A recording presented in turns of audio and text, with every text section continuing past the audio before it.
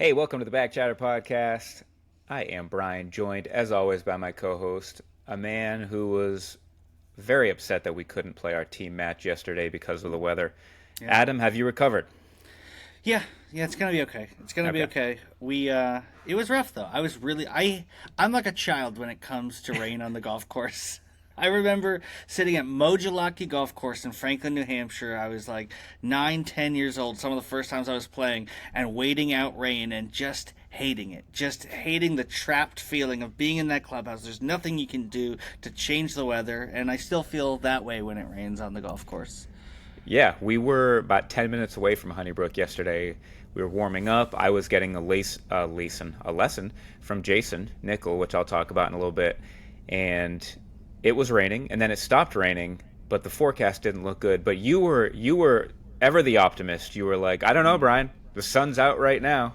It's not Yeah. raining right now. And I was thinking, well, but the weather just doesn't pause for 4.5 hours. Like it will change, and the radar looks bad. But I feel like you wouldn't have needed any talking into to get over there and try to play. No, I was only worried about appearing manipulative because I was like, let's do it. Like, let's just go try. It's fine. Like, I would rather have gotten 2 holes in and then had the weather forcibly remove us because Yeah. I've had enough times where you call it out of fear and then it's sunny all day and you're upset the whole day. And I'm like, let's just go. Let's just try it. What's the worst that could happen? Yeah. Well, as it turned out, it did start raining again and pretty hard, and we would Yeah, not have been able to play. So it was the right decision. it was the right decision in hindsight. Christmas was canceled, but postponed until Thursday. We're playing that match 2 days from today, which kind of threw off our recording schedule a little bit to give you all a peek behind the fourth wall here. So, Inside um, baseball. yeah, a little inside baseball, a little inside golf, if you will. Speaking of inside baseball, you remember that show? You're younger than me, but you remember This Week in Baseball Yeah, with Mel Allen? I loved that show so much.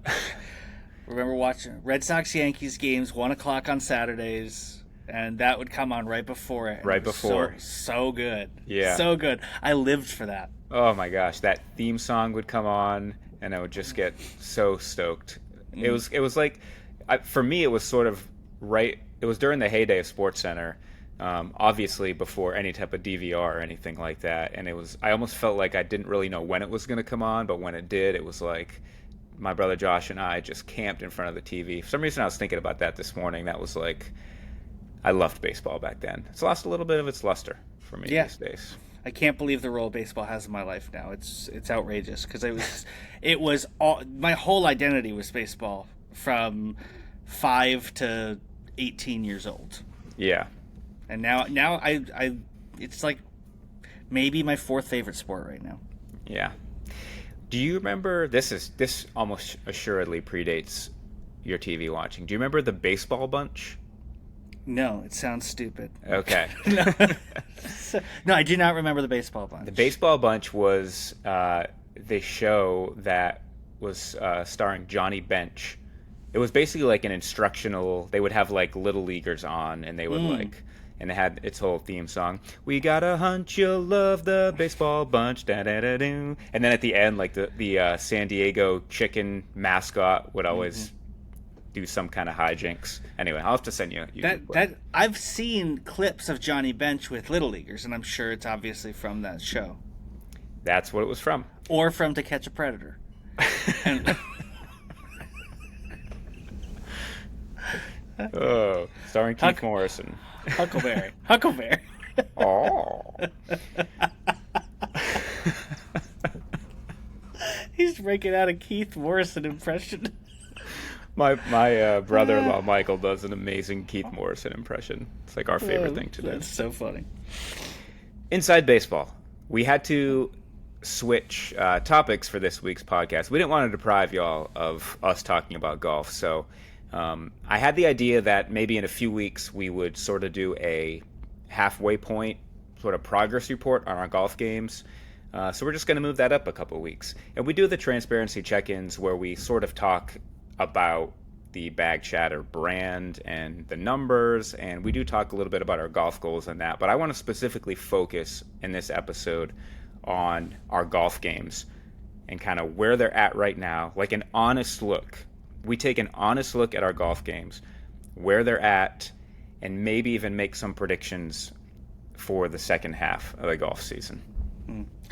I'm bored, and it's my golf game. So if you're looking for a week off, this is the week to. If you need a week break from Bag Chatter, this is the week. It's fine. We'll forgive you. Download it, listen a little bit so we get the numbers. But this is the one. But do that at your own peril, because me or Adam, one of us is going to misspeak at some point, and it could become the next catchphrase of the show that's eventually turned into merch. So, and you will have missed it. You will have missed it. You'll have a T-shirt that you don't even know what it means. Yeah. I have ordered the T-shirts for the secret T-shirt drop. They have not arrived yet. Those of you who did order them, you know who you are. They will hopefully be shipping out in a week or two. Might have a few extra. So be sure to reach out to me if... reach out to us on social media. I'll let you know when they're here, and then listeners, you can reach out if there's some extra ones. And those who didn't order a T-shirt, we know who you are. Oh, yeah. And we've written it down, and we're taking names. We're making a list. We're checking it twice. It's just stupid. I'm It's sorry. really stupid. I'm not deleting it. All right. Let's go through our golf games kind of along the strokes gained categories. Let's talk about off the tee approach, around the green, putting, and then also mental game. Okay. Can we do letter grades? Sure. You good with that? I'm familiar with them. Okay. I was homeschooled, but I still know what a letter grade is. Okay. Off the tee, Adam, where is your game at? It's an A minus. It's an A minus. I've Okay. had some weird days. The U.S. Open qualifier was not my best driving day, so it betrayed me a little bit there. But overall, still, I would argue the strongest part of my game, probably the biggest strokes gained over a lower handicap, is my driving. And yeah, I haven't had any horrible days with it. It's been good. So I gotta put it in the A's. I gotta put it in the A's because it's. I want to leave room for other things, but it is the best part of my game. So I'm going A minus. What's keeping it from an A plus? Is it sort of some days it's off? Is it that whatever the miss that you have, is it the same miss? Is it a two-way miss? What would it take to improve that? If I had driven the ball well in the U.S. Open qualifier, I'd say A plus. Okay. Literally, Okay. because I've driven the ball great all year. Yeah. When it mattered most, it went away a little bit, and my irons picked me up. But I'm like, okay, well, it's not 100% of the time there. Yeah. Obviously, with some pressure, that I got maybe a little quick with it or something, but it betrayed me a little bit in the qualifier. And so that's the only thing holding it off from being an A plus, is that I know it's not 100% reliable. In a casual round, it's close, but not when it mattered most. It wasn't there. If you could sign up for 10 more years of driving the ball like you're doing this year, with no improvement but no decline, right. You would sign up for that immediately, right? 100%. Yeah. This is the best I'll ever drive the golf ball in my life, right now. Just put that out there. Because I'm gonna listen. I'm at an age where I've got enough experience. This is my 25th year of golfing. I'm 34 years old. There's no way I'm driving the ball better at 44 than I did at 34. That doesn't make any sense, right? Unless equipment makes huge leaps, and so maybe I'm driving the ball the same kind of thing, but. Just in terms of like my age with my experience, I feel like 34 is the sweet spot for that. And so I think this is about the pinnacle of my driving game. So as someone who's 46 about to turn 47, you're telling me that I'm screwed. That's basically what I'm hearing. I'm all downhill from here. I'm saying that it's not going to get better. I mean, no, that's a lie. That's a lie. You can gain club head speed, but it's not as good. If you had the same experience you had now at 34, which you didn't, like I do now at 34, then it would be better at 34. Yeah. There's a fly that's buzzing around me right now, and I'm not mad about it yet, but at some point, if it lands on this microphone, I'm going to be very He's bad. gonna lash out. Yeah, well, actually, I asked you that question because I knew you'd probably sign up for that. I will not sign up for that, and I'm going to give myself a B plus on driving. And if it wasn't for the last 3 weeks, it probably would have been an A minus because it is kind of the strongest part of my game. It's typically very reliable, but the last few weeks it's betrayed me a little bit, and so I'm only going to give it a B plus. But even though I am in my mid to late 40s, I do feel like there are opportunities for me to gain clubhead speed, Absolutely. both through getting stronger and through just better technique. Even just something as simple as taking a longer backswing, which if I can do it properly, I might be interested in doing. So yeah, I'm giving myself a B plus, and I will not sign up for driving the ball, even though again a B plus is pretty good. I feel like maybe there's an A minus out there for me. So I heard the fly. I could hear it through the headphones. That was you did. exciting. Have you factored in the possibility of grandpa strength, grandfather strength in your driving game? Is that a thing? I don't know. I was going to ask you if that's a thing. How does that actually work when I'm over the ball? What's different about me now that my daughter has had a child versus now when she has not yet had the child? How does that Well, work, like with physics and stuff? the child is it's a very metaphysical reality, as you'd expect, and so the child's conceived. So I'd say probably right now you have all the grandfather strength you're gonna get, Oh, but okay. you need to realize you have the grandfather strength to have the grandfather strength, though. Does that make sense? A little bit. Is it subconscious or conscious? Like, is this work that I'm going to do off the course in trying to realize it that's going to manifest itself while I play, or do I need to literally be over the ball with driver in hand and thinking about it then to get that strength? It's really about like cultivating a grandfather aura. So I don't know if you garden, but if you the more you garden, the greater your grandfather strength is gonna get. You know what I'm saying? Do you have mints in your pocket a lot of the time? Like that's gonna do it for sure. Okay. Do you um,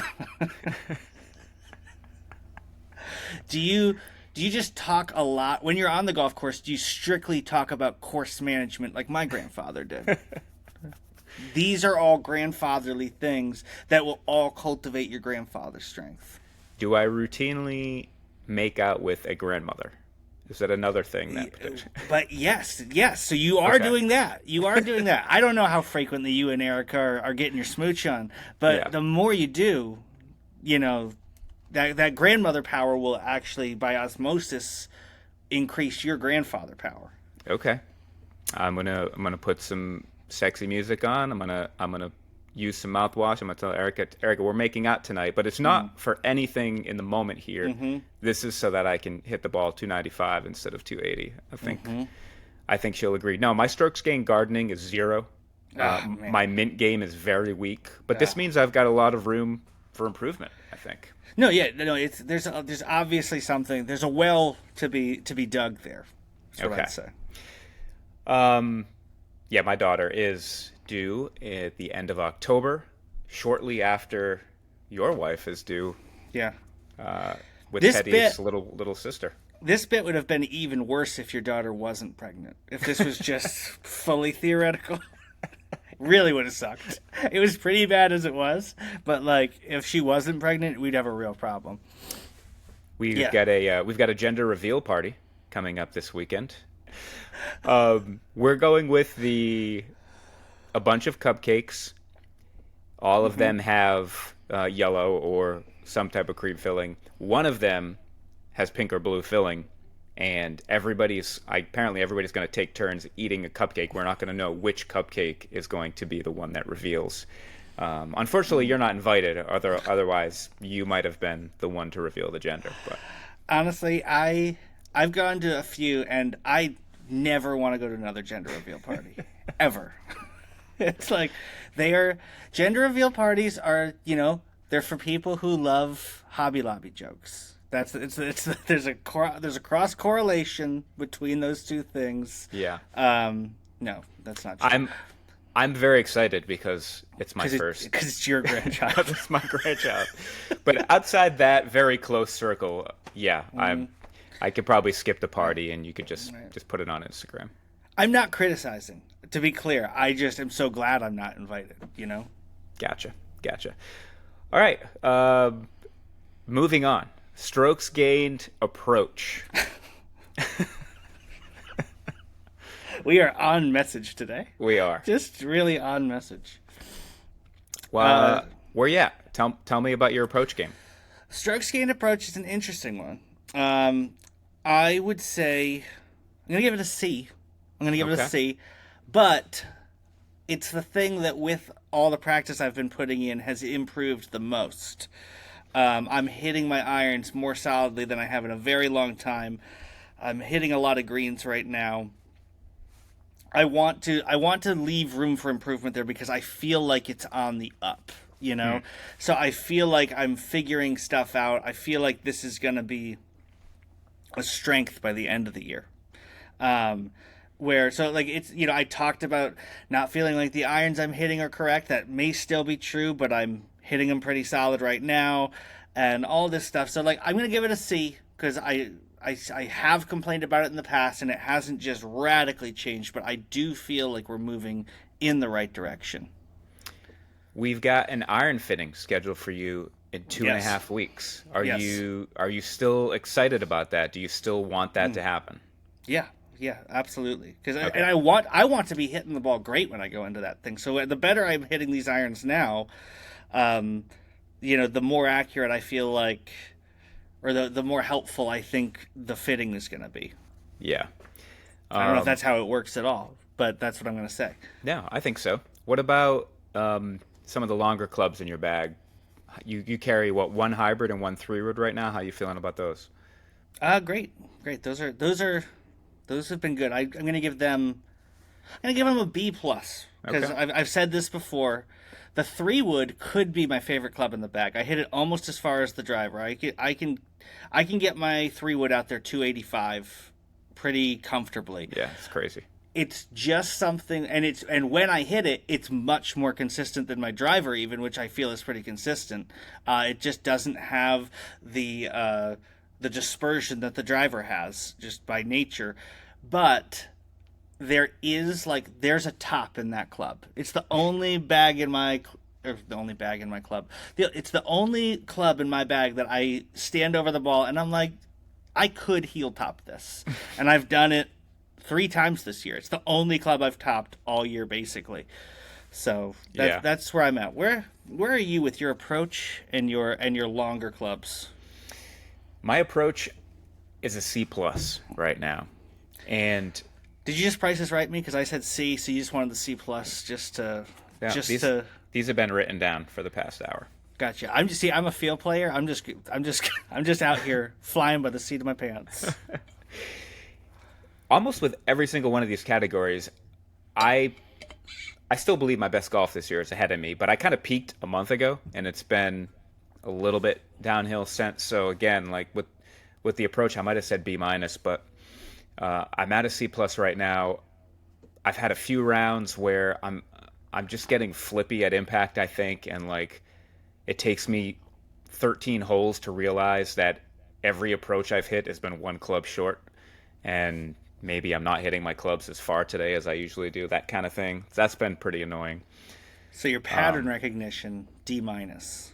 Yeah. Well, it's the same thing with like a swing thought too. Like I went to Lancaster 2 weeks ago, and the driver thought that had been working for months just kind of stopped working. And as I've talked about for years, like a lot of times, like I'll lean into the thought and then it'll work again. Like, yo, yeah, don't forget your swing thought. Don't forget your swing thought. And it works.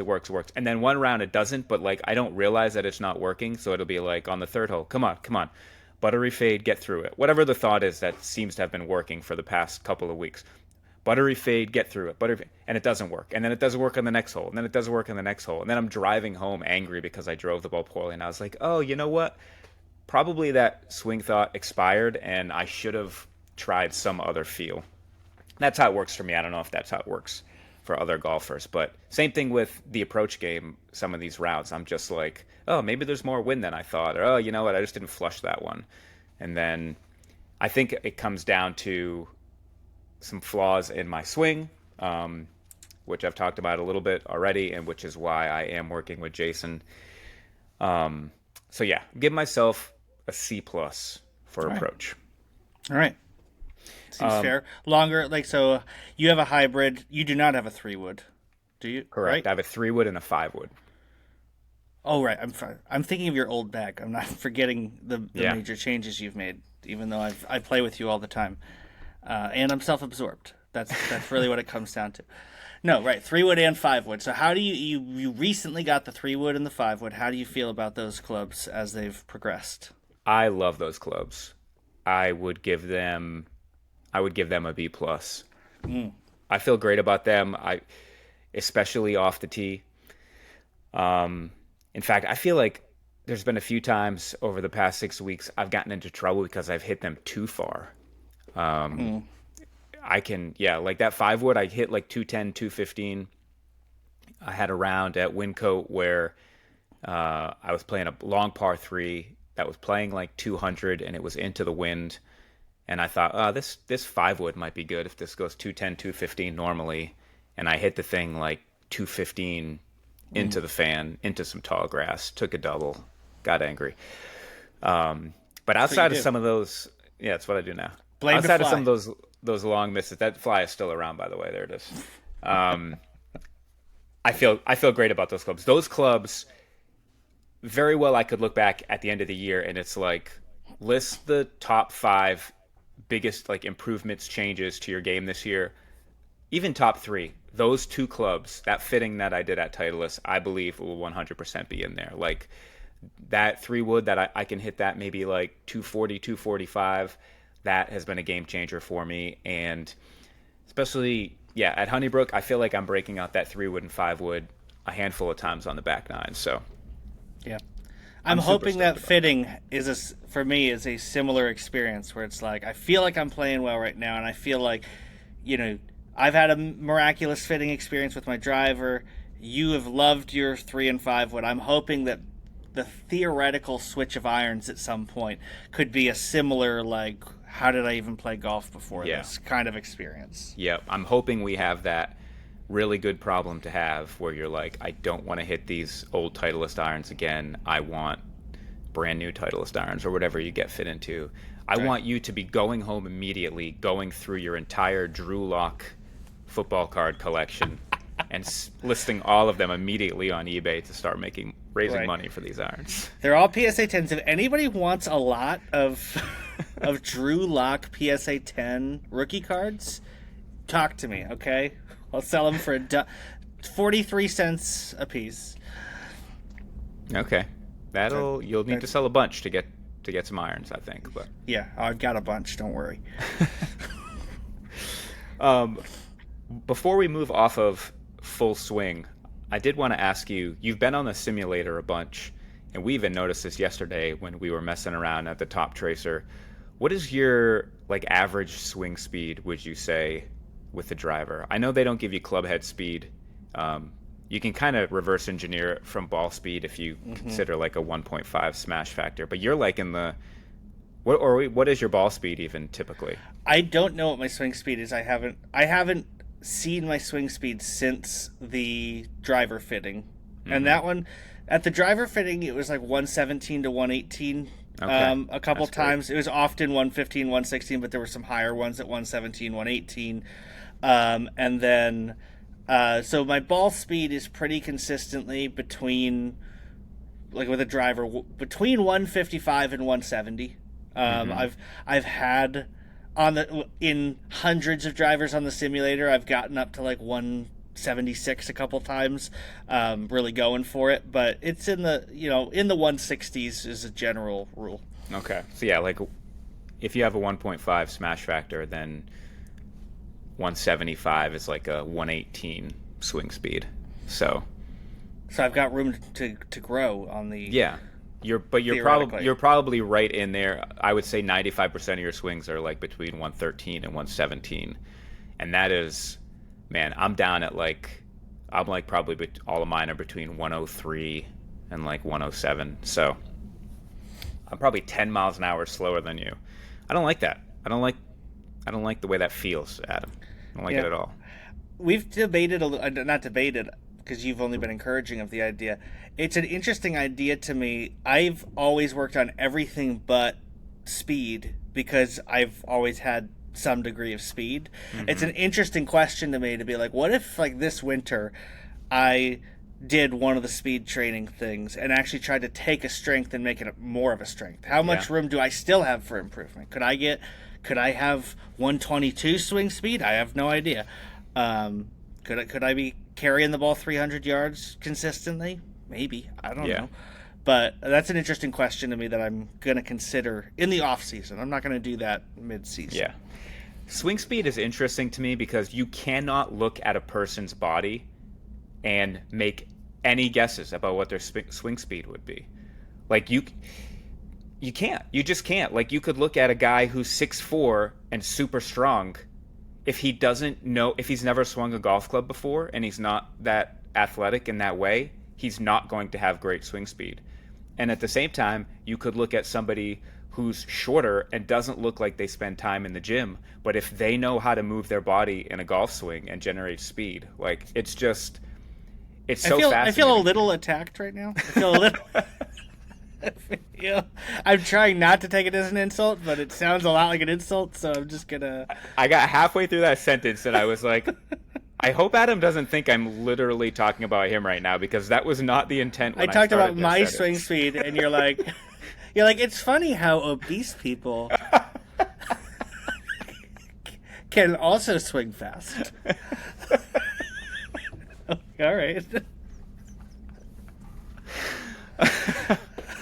I don't think you're obese. I promise you, if I was having this conversation right now with the much less handsome Tyler Stanton of Hosel Jockeys, I would have been making the same point. Like it literally has nothing to do with you. Don't you think that's true? Right? That's a true Yeah, statement. I do think. Okay, this is something where I do get weirdly defensive. I've almost gotten into online arguments over the is golf a sport question. Yeah. And here's why. Because I really think that anybody can play golf, obviously. That's why people think it's not a sport, because anybody, you can be 450 pounds and take a cart around and get out there and knock it forward, right? Mm-hmm. But the thing is, like, to actually excel at golf, you have to be very athletic in a certain way. Where it's like the ability to create inertia to send a golf ball at a very high speed is a very athletic thing to me. Yeah. Where it's like, no, I would argue in what I know this is sort of backwards, I guess, but like I would argue that like I played all these other sports, and that's why I can hit a golf ball fast. I've got like Yeah. you know when they talk about what do they call it? Do they call it twitch or trigger? Like trigger speed almost. It's Switch like speed. yeah, twitch speed. It's like golf's a twitch sport, you know. Fast twitch, and slow twitch. Yeah, so it's like people who have that like ability to explode and accelerate, and it's like I played baseball my whole life, and I did all these things to develop that, you know. And so it's sort of like I always wish that people, because I think people often look at someone who can hit a golf ball a long way and sort of go, well, he's really spent a lot of time on golf. Where someone sees someone Right. who hits a baseball a long way and they go, wow, that guy's a great athlete. And I'm like, Right. it's the exact same thing. The reason I can hit a baseball or a softball a mile are the same reason I can hit a golf ball a mile. It's the exact same athletic ability. Yeah, I think that's true. I also think, have you seen LeBron try to hit? He was at a Top Golf recently, and it was nobody's going to argue that he's not like one of the premier athletes of our generation, and yet like it is painful to watch. And you stand him. Maybe he doesn't have fast twitch speed. That's a real thing. Is there a chance that I'm a more well-rounded athlete than LeBron James? Coming up How- next on First Take. So I figure he could beat me at basketball and any track and field event, right? But I could beat him at golf. I could beat him Yep. at I've seen him swing a baseball bat. There was a Sports Center special where he swung at a T-ball and missed. Okay. So I could beat him at baseball and softball. I guarantee I could beat him at ping pong, pickleball. Whoa. I've got, like, again, these are hand-eye coordination things that are right in my wheelhouse that I do not think are in LeBron's wheelhouse. I think there's a chance I could beat LeBron James at more sports than he could beat me at.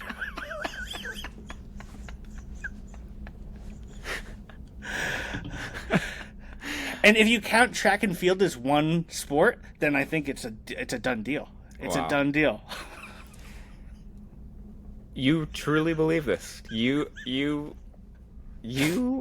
mean, kudos to you for the self-confidence. It is something I to mean, behold. there are definitely several sports where you'd have to admit that I could beat him at those. I can definitely beat him at golf, right? 100%.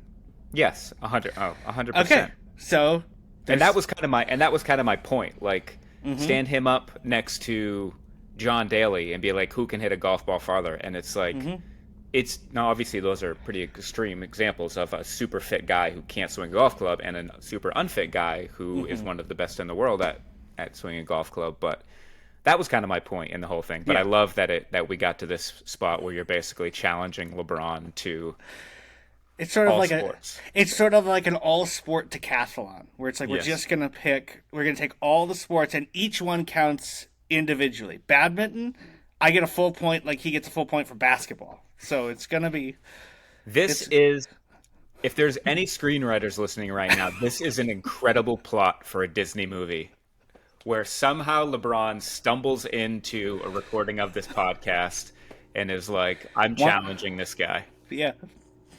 Yeah, no, I mean, listen, I'm sure he'll come up with some great ones where it's like, oh, I didn't even realize how little of a chance I had. Water polo? I don't know. Who's going to win at water polo? We'll find out in Act 2. I don't know. I don't know. And by the way, your marriage is going to be on the rocks. This is all fiction. Your Right. marriage is going to be on the rocks, but somehow you're probably going to end up losing to LeBron in the end. But what you're going to find is you're going to find yourself, and you're also your marriage is going to be renewed, and and you're probably going to our podcast is going to explode, and you're going to have your own line of athletic wear. I mean, this is going to be great for you. Right. And LeBron and I will realize some kind of friendship at the end where we both want the same things. You know, Yes. it's like we are birds of a feather. And probably I'm like the villain in this movie somehow, and then Because you don't believe in me. yes, exactly. And the opening image is going to be us doing this podcast and me being a jerk to you and you putting out the outlandish things. And then the final image, which will mirror it, will be me replaced with LeBron and like your podcast just taking off. And meanwhile, I'm in the park searching my soul for what success might mean going forward. Something like that. Can't wait. Can't wait. This is going to be great. It's going to be great. Okay, back to strokes gained. Strokes gained around the green, Adam. Chipping and putting, chipping in pitch shots, not putting. Inside of 75 yards, let's say. How do you feel? I'm going to give it a B plus. B Okay. plus. No, I'm sorry. Okay. B minus. I'm going to start that over. I'm going to give it a B minus. Okay. I don't feel like I'm doing anything special. Like I feel like there's lots of room for improvement. But I don't feel like I can't remember the last time I flubbed a chip or did anything really stupid. Yeah. You know, so it's where it needs to be to shoot okay. It might be part of the reason I haven't shot 67 this year, even though I feel like I've hit the ball tee to green at times well enough to do that. But it's like I think that it's fine. It's fine. Yeah. I feel like It's mid. it's mid. There you go. I don't understand that because I'm a grandpa, but almost a grandpa. I feel like that those are the most times where I hear you huff and say, you suck to yourself, is when you have a pitch shot and you just hit one that, yeah, it's like 18 feet instead of inside of 6 feet or something. Like, Yeah. it's on the green. You didn't shank it, but you also didn't execute it like you thought you should have. Yeah, it didn't look like a low single digit handicap playing golf in that moment. Yeah. So, where are you? I'm similar. I gave myself a C. I did recently get a lesson from Robbie, and I'm feeling pretty good about that. I've been working on that a little That was bit. before the parking lot fight or after the parking lot fight? That was after the parking lot fight. Oh, wow, Yeah. that's really Oh big of no, you. the Big of you less. guys. Sorry, the lesson was before. Yeah, we Oh, okay. probably won't. There will be no more lessons in the future, but Right, because he got a pipe out during the fight, if I remember hearing, like to beat you, and I'm like, yeah, that's like, be a man, fight with your fists. yeah. I came with a pipe cleaner, and Oh, and he was like, "You brought a pipe cleaner to a pipe fight?" And I said, "Yeah." yeah, that's embarrassing. It was pretty embarrassing. It's embarrassing for you, so I now question your motivation in getting out of that relationship, but whatever. Yeah. So coming out of that lesson, I feel like my technique is a little sharper. I'm excited. I've only taken out to the course a couple times, so I'm excited to hopefully improve in that area. What about putting? Putting, I made the switch to your putter as we talked about last week, and I'm still loving it. I'm still loving it, and I feel like I'm making more long putts than I've made in a while. I feel like I'm over everything right now, thinking I can make it. So I don't know where the statistics actually are. I'm not keeping statistics. I feel like I'm putting well. I feel like I haven't missed an embarrassingly short one in a few rounds. By embarrassingly short, you know what I mean. Yeah. 3 to 4 feet, like a real putt. I feel like I've made basically everything that I wanted to make in that range. And then I can think of like 4 or 5 20 to 30 footers I've hit in the last few weeks where it's like, okay, like I feel like I'm just putting a good stroke on everything. And again, I don't know if the statistics would bear that out, but I just feel good. I'm going to go B plus. Okay. I'm going to go B plus. It's not as good as the driving, but it's where I want it to be right now. I feel confident. I'm not thinking about things. I'm just looking at it. I can feel the speed, and I'm just vibing out there. I'm just vibing. You got rid of that blade putter, that 5 putt, and the 4 putt from the qualifier is behind you. The 5 putt with the blade putter is behind you. You're headed towards an A. That's what I'm hearing. That's how I feel. Okay. I'm also going to be in the B range. I'm going to give myself a B minus. I had the 25 putts in my personal best round a month ago when everything was sort of peaking, but I have fully embraced the robotic Bryson measured backstroke. I would say on anything longer than like 20 feet. I'm pacing everything out, which hopefully is not too annoying to my playing partners. But I'm pacing everything out. Anything over 20 feet, I'm pretty technical about how far I take it back, but it's paying off. Like my speed control has been great. I've significantly cut down on 3 putts, and That's good. yeah, I feel great about it. So I'm giving myself a B minus. If I was just judging like the last probably 6 weeks, it probably would be a B plus. But I'm feeling good about the future. All right, last thing. Let's talk mental game. Okay.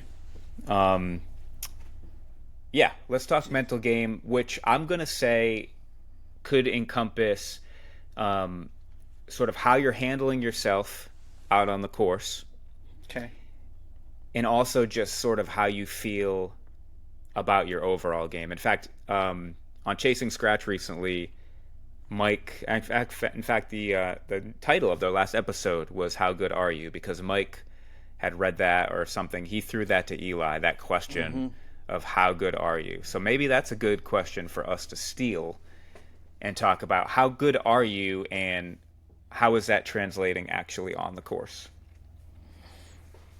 So I don't know how it translates to how I'm carrying myself on the golf course. I don't feel like I've lost my temper recently or anything like that. So I don't feel like that either. I feel like I feel like I tend to get sort of like mopey when I'm playing bad. I'm more mopey than I am angry as a general rule. I'm I'm insulting towards myself at times. But I will say enough so that I talked to Rachel about it last night. I was talking to my wife last night about like I feel like I am on a path here, Ooh. where Okay. I feel like I'm practicing the most I've ever practiced. I'm seeing results from that.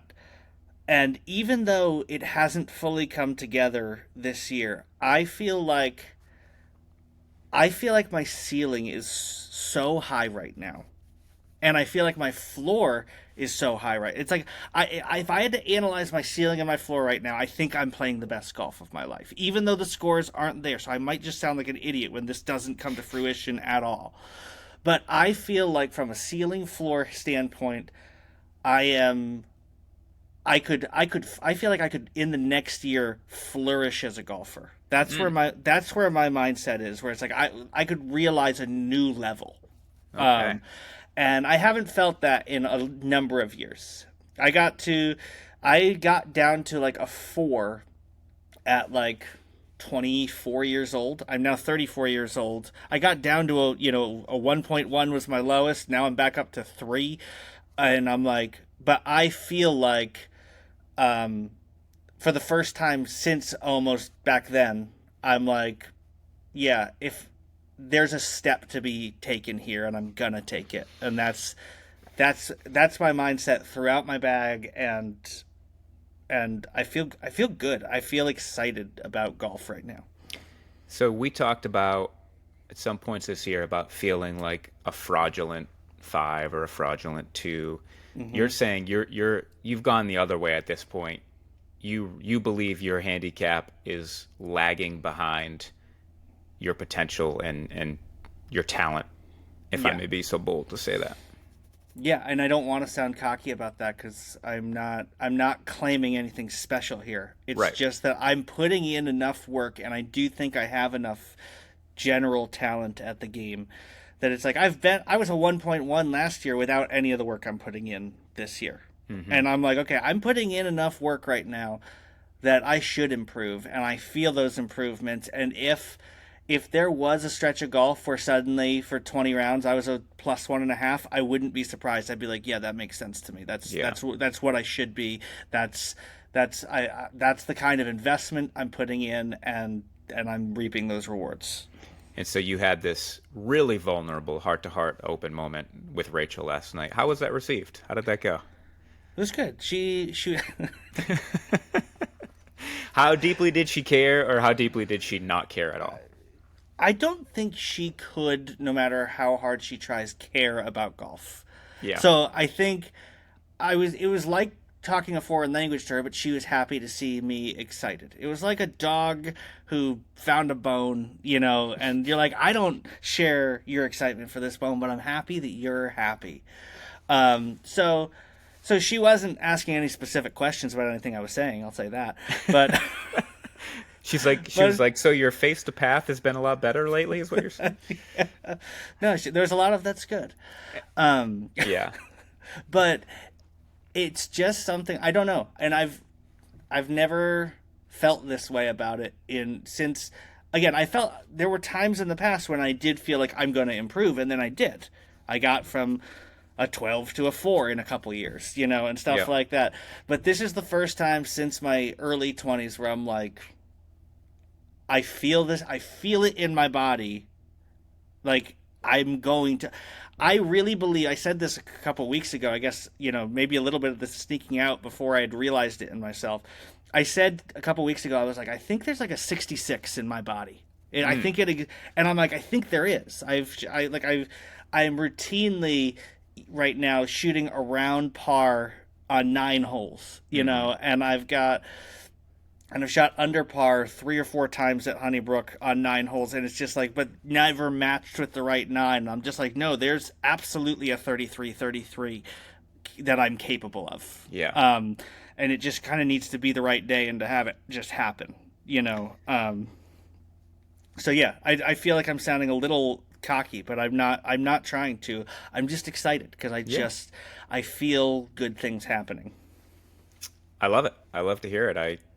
If it happens, it's going to be great, and if it doesn't, we'll have some fun stuff to talk about. In Hmm. terms of your mental game on the course, do you feel like there's anything holding you back from playing better golf with your attitude or your expectations? how you handle going hot, how you handle a bad stretch? I'm not asking you because I have the answer. I'm just curious if what you think. I think it's been better in than it has been in previous years because I have the 60s over 80 more 60s than 80s at Honeybrook goal in my Hmm. head. I have that in my head a lot. And so about a week ago I had my worst round of the last month and I shot 77, I think it was. And I I kind of would like I did not let that round get away. I would often start just like being super aggressive. Once I get to like 5 over par, I'm like, all right, well, this is either I'm gonna try to drive every green and I'm gonna do this and this and then that would, waste shots. But I'm like, no, I don't want to shoot 80 a single time this year, and Yeah. it's kept me in the game to some extent. I'm going to shoot as low as possible every round, kind of thing, Yeah. even if it's not what I want it to be. And I think it's working for me, where it's just sort of like I still haven't shot 80 this year at Honeybrook anyway. I did Yeah. shoot. I had shot 80 in Arizona, but and at Ricketts Torso, And but Rolling Green. and Rolling Green. That course was hard. Yes, it was. That was a good score. Yeah, I've shot 80 plenty this year, but Right. at Honeybrook, I don't want to shoot 80. Right. How do you? My mental game score, I'm going to give myself a B plus. I think embracing that competitive Brian is a real thing was a light bulb moment for me. Hmm. I do think while it wasn't the only contributor to me shooting my personal best last month, it definitely was a factor. I also played well that weekend in my gap match. So I think that's good. I do think I I have been running a little hot in some of these rounds. That's just Yeah, competitive Brian. That's it just is. competitive Brian. But I do think I need to. There's a balance there. I need to find that balance between having expectations, really trying, not pretending like I don't care, but then when things aren't going my way, to be able to not take that from shot to shot. I mean, I feel like that's not why I'm having blow up holes, but maybe it is a factor. So I think I got some work to do. I like where I'm at. I'm at a B plus, but I definitely feel like I have some work to do. See, I agree with you. I thought you were going to maybe go the other direction, and I was going to defend you to you, Okay. because you've had lower moments on the golf course than I've seen in a long time from Yeah. you. But I think that is all in the effort to embrace your competitiveness, and I think that's a good thing. And I still think it's gonna reap reward over time. So Okay. I like where your mental game is headed, even if it's brought you to some of the low points that you so violently avoid. All right, so I'm going to make a few predictions. Actually, I got a couple for myself, and I have one for you as well. Okay. I don't know if you have any predictions, but I'm going to give you my predictions. Okay. And I will preface my predictions by saying that I have started working with Jason Nickel, like I talked about on the last podcast. In terms of what I'm going to do to get my grades up, especially like my approach being a C plus, and even maybe getting my driving in a better place eventually. I'm excited about working with Jason. I've only had a couple lessons with him, but I like what I'm seeing already, and so I will definitely continue to be talking about that. Here are my two predictions. Okay. Number one, if I get to 100 rounds this year, which is still my goal, and I'm still on pace for them, though I'm with every passing day, I'm like, man, I'm really going to have to make this happen. But I believe I will. If I get there, it's not that I'm going to shoot an even par round this year. I'm going one under. Whoa. I'm going to shoot a one under round this year. You're gonna shoot a 69 at Honeybrook. I'm going to shoot a 69 at Honeybrook. I'm saying that for two reasons. Number one, because I believe it's true. Number two, because I feel like setting the bar even higher might pave the way for me to be a little more comfortable when I'm even par or one over. You know what I mean? So it's not like Yeah. I'm trying to protect even par like Not that I'm going to be out there recklessly playing for Right. birdies, but I am comfortable saying that I think I can be under par. Yeah. And I'm saying that based off of the golf I've played this year and also a little bit of the hope that I have in working with a coach going forward. My other prediction, this is kind of random, but I haven't had an eagle in I think it's been a year and a half. I had a bunch in 21, not a bunch. I had maybe 2 or 3 in 21. Didn't have any in 2022, and or maybe I had one. I'm suddenly remembering hitting a putt on the 12th hole at Honeybrook. Anyway, pretty sure I haven't had any this year. Predicting 2 eagles for myself in the rest of this year. I like it. Yeah. You know. Those are hard to press for, but I believe that you're hitting the ball well enough to have some opportunities. You've been on and won at 14 a number of times. You're gonna have one. Yep. And Or so 2. maybe those predictions will be linked because it'll be a lot easier to go 1 under with an eagle on the scorecard. Here's my prediction for you. Oh boy, You are going to make the podium in the club championship.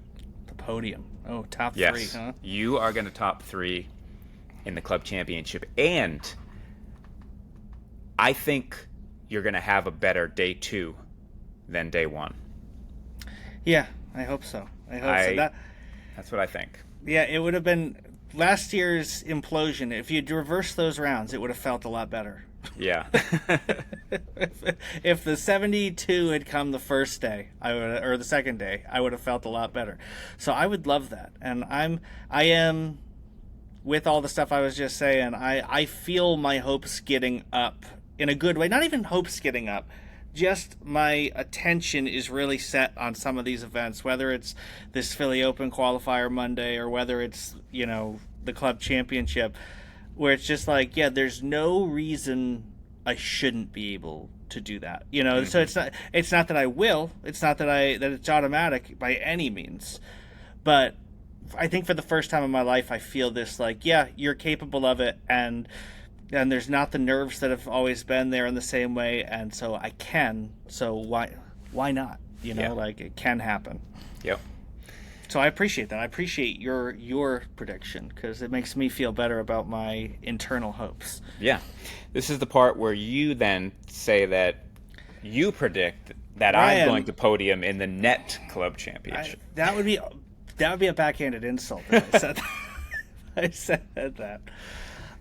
No, but here's what I do. This is a very big picture prediction, so it's not going to be able to come to fruition in the same way.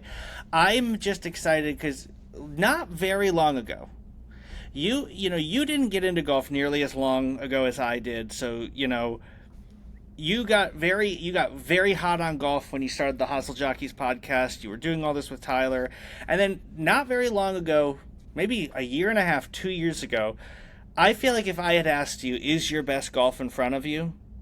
you would have said no. It's not in front of me. I feel like you did say that to me a couple of times. Where it's just sort of like, yeah, I'm not really focused. I remember a conversation we had where you were like, listen, I remember how I was when I got into golf. I was going to the range every time I got the chance, and I was going to the putting green every time I got the chance, and life's just a little different now. And so I picture golf being in my life for a long time. But and enjoying it, but I'd say that my hardest work is behind me. I think you actually said that to me one time. Do you remember that, or am I making that up? I think it's pretty close to the truth. I think what I said was there was a time there where what was really motivating me was the fact that I believed my best golf was ahead of me. And then I sort of hit a point where, did I think my best golf was ahead of me? Maybe, maybe not. But I wasn't as motivated by that anymore. It was like, even if it's not ahead of me, I just want to have fun. Yeah, like I'm not grinding, practicing as much because while it may still be ahead of me, it's not a motivating factor. So yeah, there definitely was a switch that happened at some point for sure. And it's part of the competitive Brian thing, but it's just that I feel like the fact that you are like, hey, I'm going to try a new instructor and just try to change my swing to get better. I'm like, that makes me believe and this is my prediction, that your best golf is in front of you for sure. Just the fact that you're working. Yes. I think that's true for this year and going forward. I think if I was trying to guess what your goals were, and if I'd had to guess, and because what I'm about to say is true, we're both going to shoot personal records this year. We're both this year going to. You already have, haven't you? I have, yeah. I think between now and the end of the year, we're both going to you're going to reset your personal record, and I'm going to set my personal record. That's my prediction. Okay. I love it. All right, so that is an honest look at where we are with our golf games right now. A lot more optimism than pessimism, which I'm happy about. Yeah. That's the way I like it. Yeah. Well, we've put I'll speak for myself. I've put in a lot of work, so it's not even optimism. It's just sort of like this better yield some fruit. It's not, it has to, right? I'm putting in the work, so it's hopefully something comes of it, and it feels like it will. Speaking of, our match that was postponed is happening here in a couple days. The forecast looks fine. It's going to happen. This is our Elite Eight team match, and so next time on the podcast, we are going to break that down, and hopefully we pitched this last week, so we're going to give the same pitch last week. We are going to, between now and the next time we record, we will have a team match. I will play the Avenge match, and I will play in the Philadelphia Open qualifier before we next record. So we will have a hard time. That might be a two-parter. It might be a two-parter. I don't know. Yeah. We'll see. We'll see what we do, but lots of good stuff to talk about. So for the diehards who actually did listen to this episode, thank you. Our apologies to Johnny Bench. Our apologies to Mel Allen. Apologies to Drew Locke. All right. Catch you next time. All right. I got to run. Run.